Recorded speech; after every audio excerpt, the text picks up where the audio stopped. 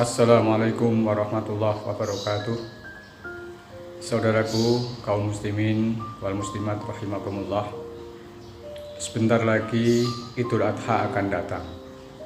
Tetapi Idul Adha kali ini pemerintah melakukan PPKM dari tanggal 3 sampai dengan tanggal 22. Artinya apa?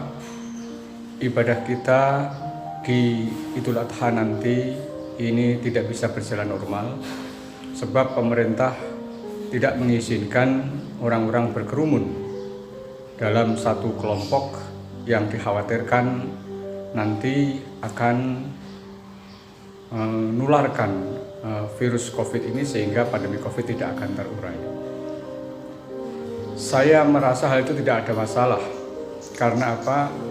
Karena agama itu memberikan kemudahan-kemudahan buat kita. Bahkan Allah menyampaikan dalam firman-Nya, yuridullahu bikumul yusra wala yuridu bikumul usra. Artinya Allah itu menghendaki kemudahan dan tidak menghendaki kesulitan-kesulitan. Kalau Allah saja mewajibkan kita untuk berpuasa Ramadan misalnya, itu bisa saja ditunda karena ada halangan tertentu.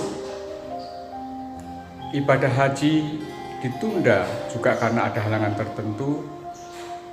Jumatan ditunda karena juga ada alasan tertentu atau dipindahkan lokasinya, bisa digantikan zuhur dan seterusnya. Ini artinya apa? Artinya agama tidak mempersulit kita, tetapi memberikan solusi kemudahan-kemudahan kepada kita dalam setiap kondisi. Nah, oleh karena itu pada Idul Adha nanti yang biasanya berkerumun itu ada dua kegiatan. Yang pertama adalah kegiatan sholat Idul Adha. Nah, kalau kita tilik hukumnya, Idul Adha itu adalah hukumnya sunnah. Maka yang sunnah ini tidak dijalankan pun juga tidak apa-apa. Dilakukan di rumah juga tidak apa-apa.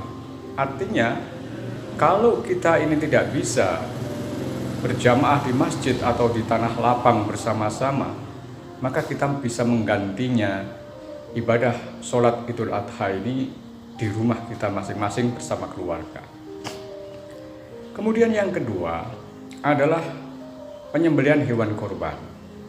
Penyembelihan hewan kurban tampaknya juga diatur, tidak bisa dilaksanakan pada tanggal 20 Juli pas Idul Adha, tetapi dilaksanakan pada tanggal 11, 12, atau 13. Itu pun disarankan di RPH.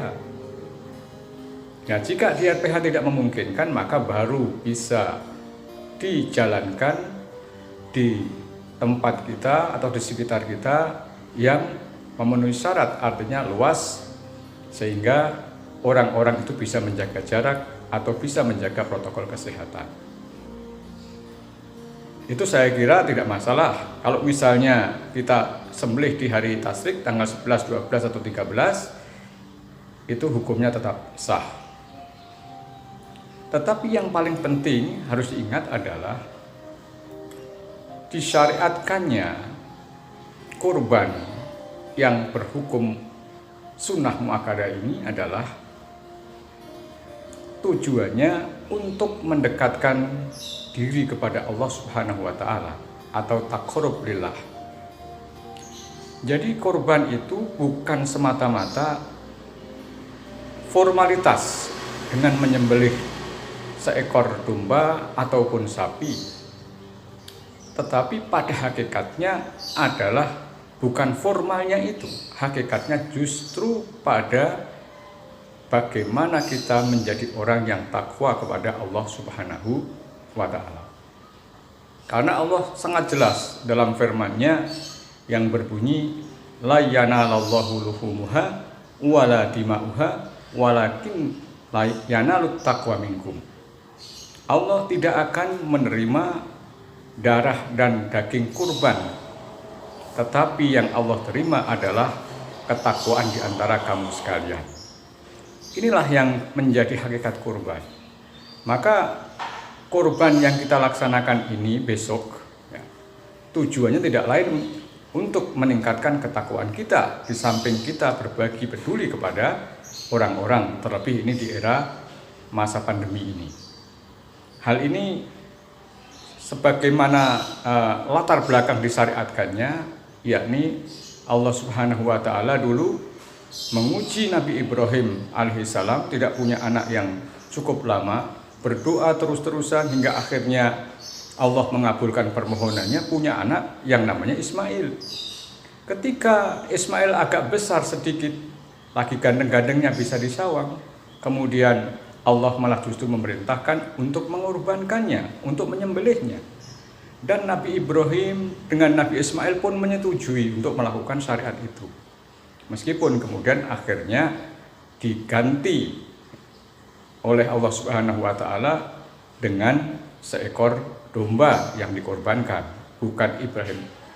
Latar belakang ini sangat jelas bahwa kurban adalah peningkatan ketakwaan kepada Allah Subhanahu wa Ta'ala. Demikian yang sekilas ini, semoga ada manfaatnya. Wallahul muwaffiq ila aqwamit thoriq. Assalamualaikum warahmatullahi wabarakatuh.